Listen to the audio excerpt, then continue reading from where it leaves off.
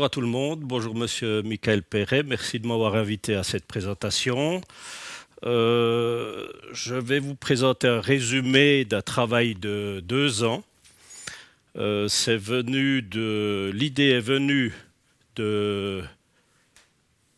des changements du marché et des habitudes de consommation, et surtout pour une petite marque comme la marque horlogère Catorex, de la difficulté de trouver des distributions au niveau mondial.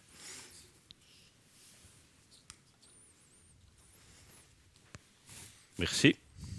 Donc je me suis entouré de spécialistes en branding, spécialistes en projet, en communication, médias sociaux, en distribution et moi je couvrais, après 25 ans d'expérience horlogère, le côté produit horloger.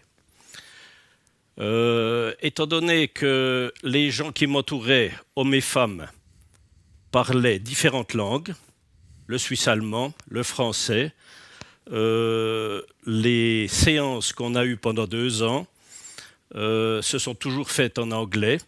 C'est pour ça que la présentation que je fais aujourd'hui est aussi en anglais.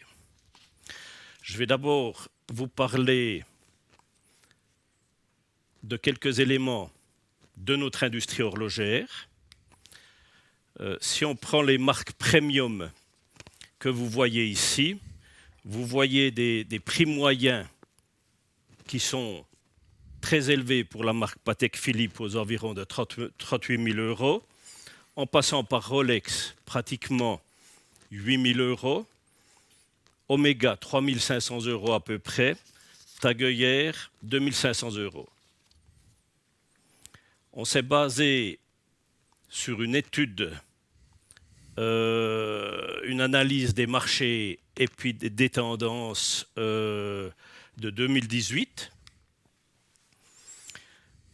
Quand on regarde le marché global des produits de luxe, vous voyez une progression entre 1996 et 2017 de 6% annuel.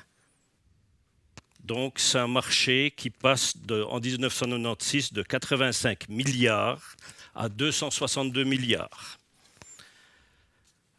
Si on vient à la distribution en ligne, vous voyez ici la progression en 2003 et 2017. Il y a eu une progression annuelle de 25% entre 2013 et 2016 et annuellement en 2016 et 2017 de 24%. Donc c'est assez conséquent les changements qu'il y a eu.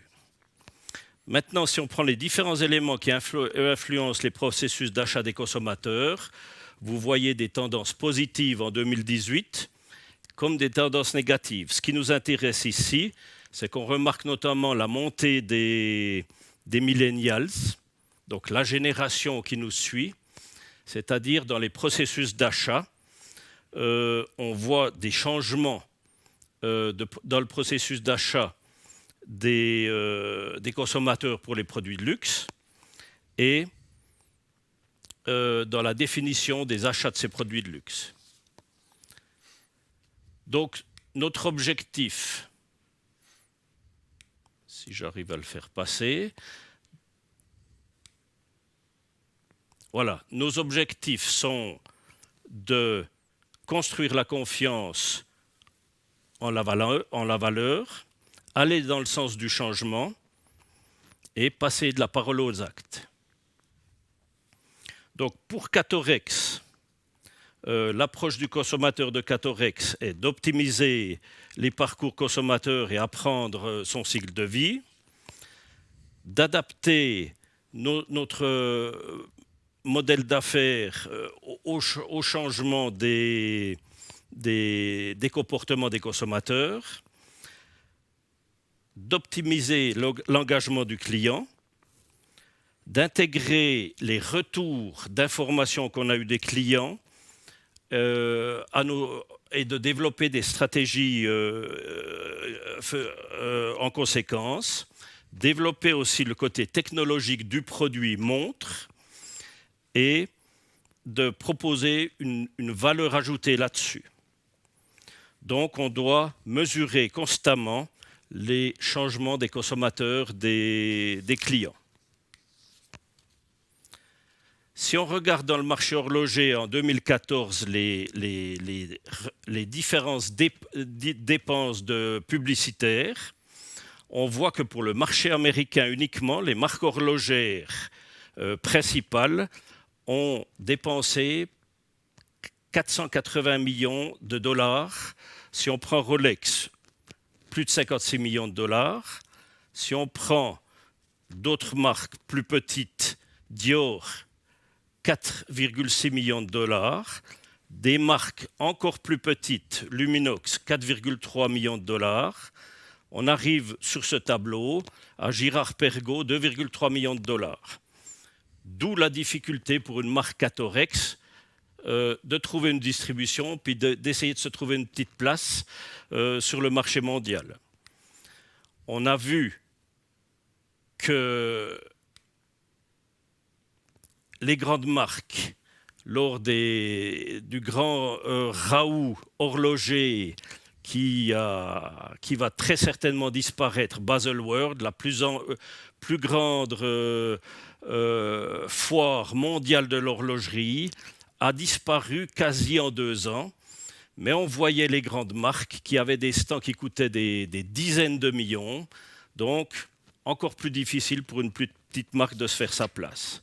Ceci est en train de totalement disparaître, pas simplement dans l'horlogerie, ceci totalement indépendamment de la situation qu'on vit depuis 6 mois du Covid. Donc les habitudes des consommateurs changent totalement. Des marques comme Rolex peuvent se permettre de payer des ambassadeurs. On voit ici Roger Federer, 1,5 million par année pour être ambassadeur. Ça me paraît, ceci dit entre nous, un relativement petit montant, mais qui est impossible pour une petite marque comme Catorex.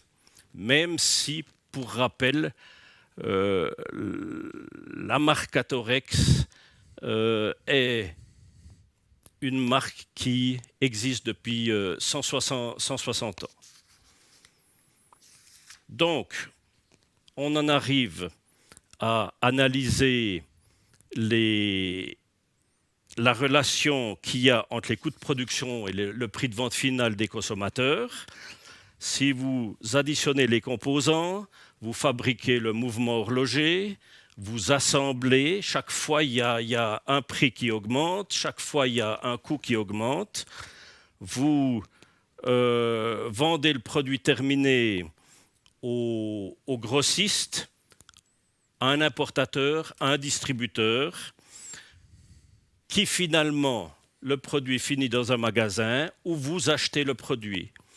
Donc vous avez une relation entre les coûts de production et le prix de vente final de minimum 7, chez certaines marques 25 fois.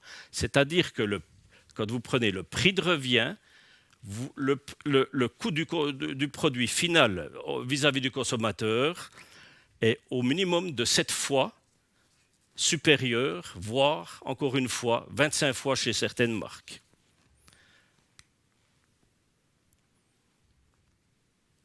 Donc, dans l'environnement Catorex, qu'est-ce qu'on a essayé de faire?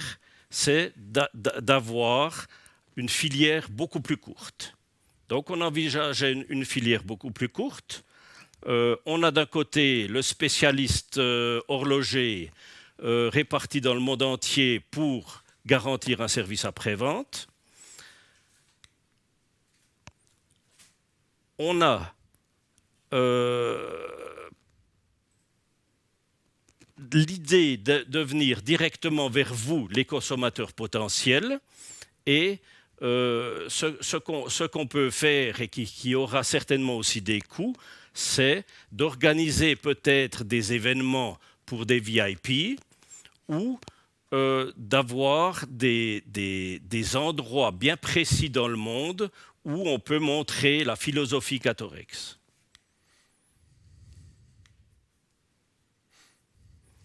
et ça provoque automatiquement une différence au niveau du produit, du prix du produit final pour le consommateur, étant donné que on élimine un maximum d'intermédiaires, on élimine un maximum de coûts, et la relation entre le coût produit et le prix final passe de 1 à 2, voire 3. Donc maximum 3 fois le prix de revient.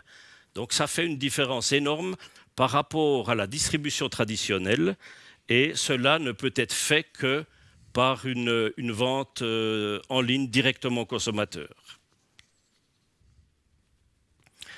Donc, quels sont les atouts rationnels pour Catorex?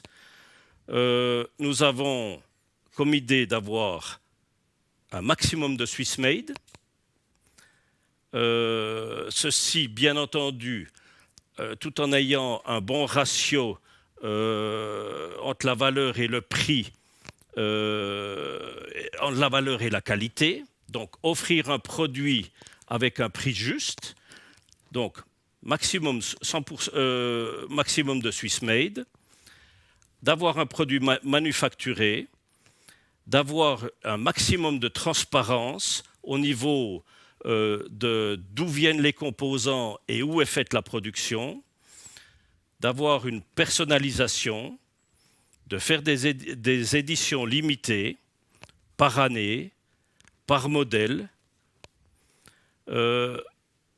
de revenir à une production maximale en Suisse et surtout au Jura, comme c'est un produit horloger, d'avoir une innovation au niveau du design du produit, d'avoir un design, un langage de design constant et fonctionnel, d'aller dans une direction d'avoir des mouvements ou des moteurs automatiques ou mécaniques, d'avoir des côtés positifs au niveau d'utilisation des matériaux anti-allergiques.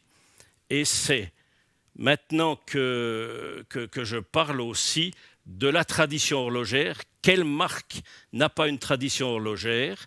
Moi, j'ai l'avantage d'avoir repris il y a maintenant 26 ans une entreprise familiale et d'en être le propriétaire. Et le propriétaire actuel que je suis est toujours descendant de la famille fondatrice il y a plus de 60 ans, en 1858. C'est la seule entreprise suisse dans l'horlogerie qui n'est pas passée d'un groupe à l'autre, qui n'a pas été rachetée. C'est un argument, le côté traditionnel, le côté historique, mais on voit qu'il faut beaucoup plus pour essayer de convaincre le consommateur. Ça, c'était les éléments rationnels. Si je passe aux éléments émotionnels, ça provoque un retour aux sources en termes de production et de philosophie. Ça provoque une production à l'intérieur de la région où est née cette industrie, donc le Jura. Ça demande, la philosophie d'entreprise et de production est basée sur les valeurs. Nous avons un modèle d'affaires qui est basé sur une communauté. Nous avons un dialogue direct entre le producteur et le consommateur final. Donc, on arrive à prétendre qu'on est une des seules marques de montres vraiment suisses. On va dans une direction d'accorder une haute qualité, mais surtout de donner beaucoup plus de valeur pour l'argent qui est réellement dépensé. Je rappelle ici le facteur entre le coût de production et le coût final est de 3 et non pas de 7 ou même 25 ou plus, comme c'est toujours le cas dans notre industrie. Donc ça veut dire qu'on offre en quelque sorte une Rolls-Royce parmi les marques de montres, Et c'est quelque chose qui est assez inédit dans cette direction-là. Maintenant, on s'adresse à la foule des consommateurs au monde, et on voit certains exemples dans d'autres domaines que je ne citerai pas forcément ici, mais qui sont très connus, de gens qui font du 100%, qui distribuent leurs services ou leurs produits 100% en ligne. Donc, quand on parle de foule, vous avez un certain partage avec cette foule, avec vous, les consommateurs. Vous avez, nous, on obtient des informations et on les applique. On obtient ces informations depuis la foule. On peut aussi avoir des possibilités de financement participatif. Et en finale, on crée une communauté. On dresse une toile qui devient mondiale. Donc, la foule, c'est une coopération entre nous et vous tous. Quelle est la définition de la foule? Je vais la lire dans Wikipédia. La foule est un grand groupe de personnes rassemblées ou considérées ensemble. Une foule peut être définie par un objectif commun ou un ensemble d'émotions. Comme lors d'une manifestation, d'un événement sportif ou lors d'un pillage, c'est ce qu'on appelle une foule psychologique, ou peut simplement être composée de nombreuses personnes vaquant à leurs affaires dans un quartier animé. Donc, les adhérents à notre business d'affaires vont créer notre communauté. Ça donnera un groupe ayant une nouvelle dimension avec de nouvelles lois. Il y aura un effet multiplicateur. On aura des influenceurs, des ambassadeurs de la marque, une loyauté, et ce seront nos consommateurs qui seront potentiellement des fans. On arrête totalement la méthode de vente habituelle. On ne pousse pas du tout le consommateur à acheter. Le but est, en créant cette communauté, en créant cet intérêt, que le consommateur vienne vers nous et qu'il adhère à notre modèle d'affaires. Donc, on parle ici d'authenticité, de vrai enthousiasme et de persuasion. On pourrait l'appeler raconter une histoire, ou plutôt faire une histoire, ou faire l'histoire. J'ai parlé en faisant l'histoire, aussi d'éventuellement avoir des activités de lancement de produits par des financements participatifs. On peut l'envisager aussi, par exemple, sur une plateforme comme Kickstarter. Quand je disais on retourne aux sources, on retourne dans le Jura. Il n'y a encore pas si longtemps, les montres étaient fabriquées dans nos fermes, et on avait des fermes comme celles que vous voyez là à l'écran, avec le paysan qui était d'un côté horloger les mois d'hiver, d'un côté paysan. Et on faisait les montres, on les personnalisait dans des ateliers au milieu du 19e siècle, comme celui que vous voyez là. En faisant une action sur Kickstarter, on a vu qu'on avait un objectif de vente minimale à atteindre de 90 000 francs. Le but était de lancer le produit, de lancer le business model, de faire des prototypes, des rendus 3D, etc. pour mettre tout ça en place. Actuellement, on a mis en place ça il y a 1 an en ouvrant un shop. Et bien que nos montres Catorex avaient un rapport qualité-prix qui était très intéressant, on avait ce rapport entre les frais de production, les coûts de production et le prix final de 1 à 7, c'était la direction. Mais comme on a appliqué directement sur notre shop le modèle d'affaires que je viens de décrire, eh bien, on est passé à un rapport de 1 à 3. Et puis, ça a comme pour conséquence que nos produits qui étaient déjà d'un prix intéressant ont constamment, depuis l'introduction de notre shop en ligne, tous nos produits sont vendus avec un prix de 57% meilleur marché. C'est très conséquent, mais ce n'est pas comme beaucoup de marques font. Elles mettent sur le marché un produit, puis 6 mois après, on peut l'avoir à 50%. Chez nous, c'est constant. On donne vraiment plus de valeur pour l'argent qui est dépensé. On planifie un lancement qui se rapprochera du 100% Swiss Made début de l'année prochaine, très certainement sur Kickstarter. Voilà, j'espère que vous avez compris notre modèle et que vous y adhérez. Je vous remercie et je vous donne rendez-vous en ligne sur notre shop Catorex. Merci bien.